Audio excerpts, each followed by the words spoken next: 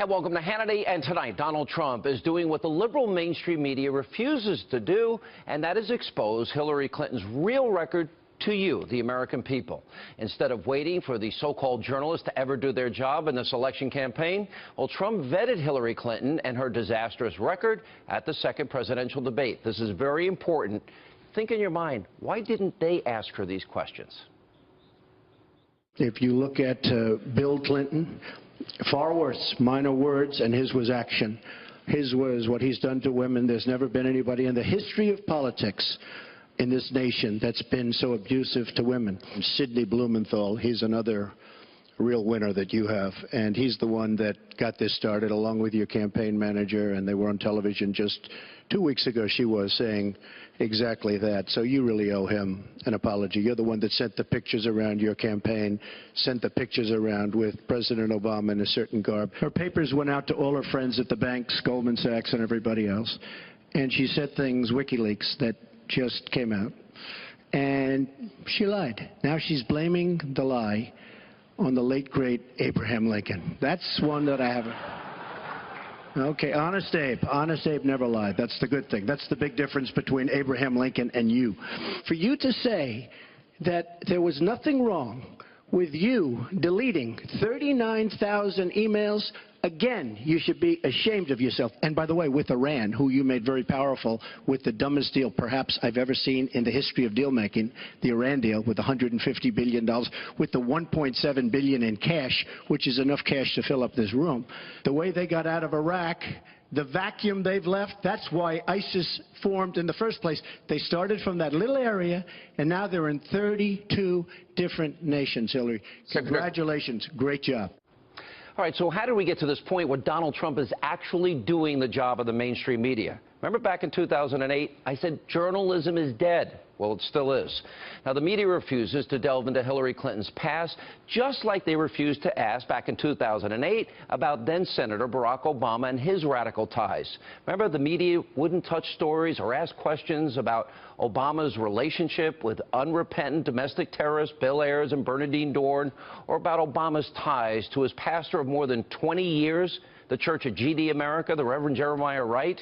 Now, the liberal press, they turned a blind eye to Obama's embracing of the tactics of the radical left, you know, left-wing activists like Saul Alinsky. And those are just a few examples. Also tonight, while the media colludes with the Clinton campaign to try and tear down Donald Trump, well, the GOP nominee continues to campaign even harder. Watch this.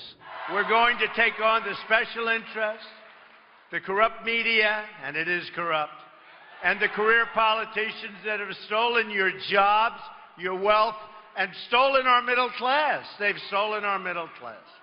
And Hillary Clinton doesn't have a clue about how to bring back jobs. That I can tell you, folks.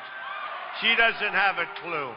If she wanted to, she couldn't do it. You know, in New York State, she ran for the Senate.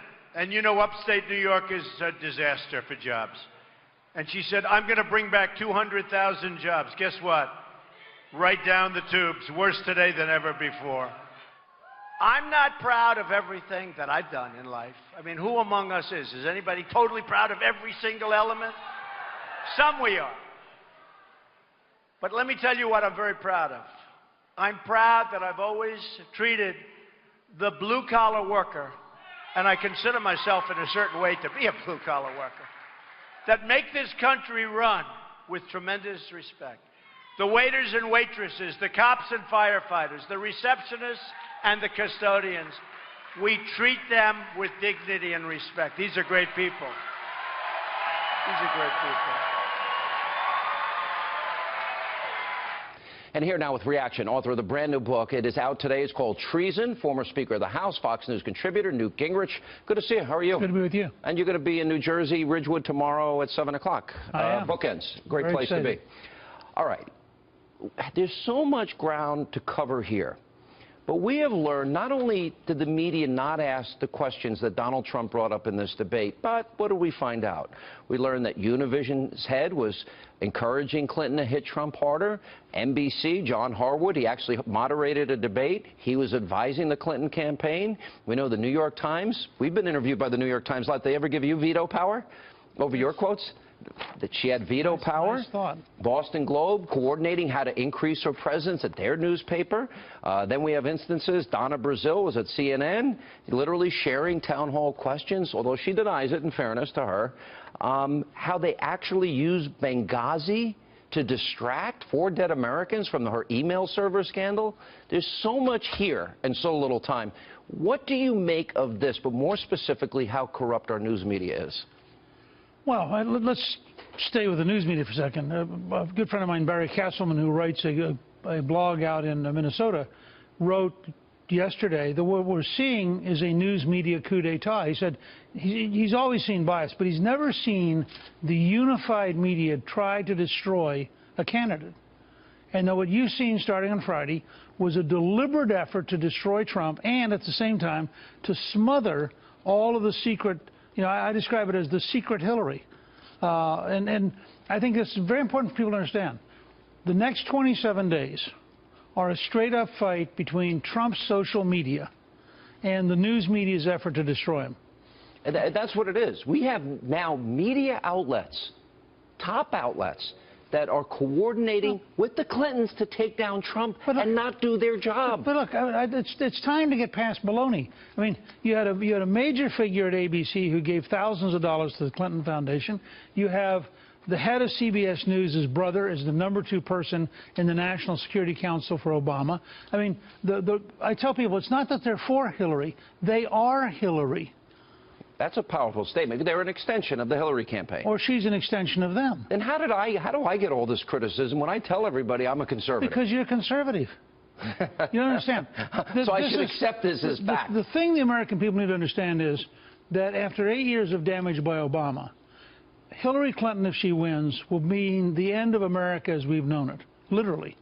Her radical judges will eliminate the Second Amendment. They will eliminate religious liberty. They will eliminate freedom of speech. Her radical appointees will shift power to Washington. She'll bring the most corrupt administration in history into the White House, and the rule of law will become irrelevant. It'll be, as we're discovering from these WikiLeaks, it'll be the rule of friends of Bill. Here's what we learned we learned that Debbie Wasserman Schultz and the DNC coordinated to basically hurt Bernie Sanders any way they could. We learned in the last WikiLeaks dump that Hillary Clinton wants an open hemisphere where 600 million people could come into the country, and she admits that she's one person in private and another person in public. Now we also find in the hacked emails she's praising Vladimir Putin. She was criticizing Trump on Sunday for the same thing, and she admits vetting Syrian refugees is impossible. These are key issues in the campaign. Sure. She also goes on, by the way, to say she doesn't worry about terrorism in the United States. And, of course, the whole point of my novel Treason is to remind people this stuff is really, really dangerous. But I want to go to one thing you said, because this is one of the challenges. There's so much stuff coming out that you get lost. Her proposal, which she described out, the word was really important. Her dream, it's her word, dream, which she said to Brazilian bankers in a secret speech for which they paid $225,000, having 8 months earlier paid her husband $400,000. She says, my dream is of an open border hemisphere. Now that means MS-13 gangs from El Salvador, the most dangerous country in the world. It means the FARC coming in from Colombia, the largest cocaine producers in the world. It means the Mexican cartels come in. And you read this and you think to yourself, is this woman crazy? Does she have any idea what her words mean in the real world? And if Trump could simply slow down, focus on 3 or 4 things like that and say, look. He can't possibly talk about all of them, can he? Right, so he's got to pick the ones. But if we had a referendum on the election really just started. So you can't wait till election day. People are now voting. Right. So if he could have a referendum on if you really want 600 million people, including MS-13, the FARC, and the Mexican cartels, free access to America, vote for Hillary. If you really think we should control our southern border, vote for me. My guess is that's 75-25. Do you realize the revelations about how they coordinated with the media, their contacts within the White House, their contacts at the Department of Justice while she is being investigated, how the White House is coordinating talking points on the email server? This is all revealed. I don't believe it's even possible for the American people to absorb the depth of corruption that now exists within our government and what a phony she is and how hypocritical on so many levels she is. She's more than a phony. She is the most dishonest, most corrupt person ever to get this far in the presidential campaign. And think about what you just said a minute ago. I believe Trump's most important statement in the debate was that he would appoint an independent counsel. And my argument is not just for Hillary. We need an independent counsel at the Veterans Administration. We need an independent counsel to interrogate the current Attorney General and Bill Clinton to find out what did they say for an hour on that airplane just before they interviewed I'll be fair, Hillary. it was about 39 minutes. Okay, 30 minutes. So what did they say for 39 minutes? Awful lot of time before. They need to both be, the best to be under oath. Well, the Clintons have never, Hillary's never put under oath. We got to take a break. By the way, congrats on the new, where did I put it? Oh, I got my copy right here. See? It's called Treason, Newt Gingrich. Pretty smart guy.